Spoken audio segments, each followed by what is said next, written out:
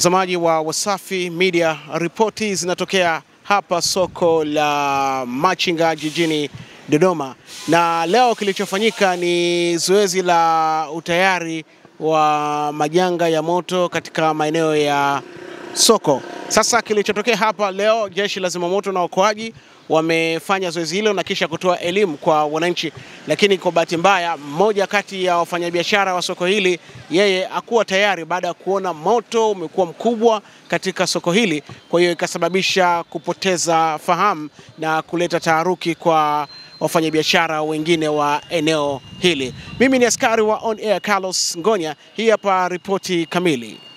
Leo tarehe 5 mwezi wa 6 tumepokea taarifa ya tukio la moto maeneo ya soko la Machinga kwamba kuna moto umetokea katika hili soko kwa majira ya saa 8 na dakika 43, na dakika 47 tayari walishafika eneo la tukio na kuweza kuanza kuzima ule moto, na huo moto tumekuta eneo hilo.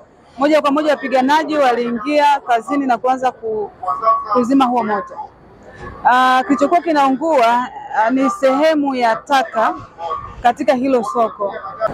Chanzo ilikuwa ni uchomaji taka ambapo ulichomwa katika pipa, lakini kama mlivyosikia maelezo ya kiongozi wa hili soko, waliandaa zoezi la utayari kama ambavyo tunaona katika viwanja vya ndege, kama ambavyo tunaona katika taasisi za fedha. Kio wa matukio huu unatofautiana.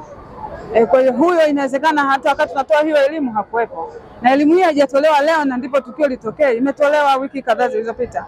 Kwa hiyo inawezekana ni moja ya tabia za binadamu kusahau.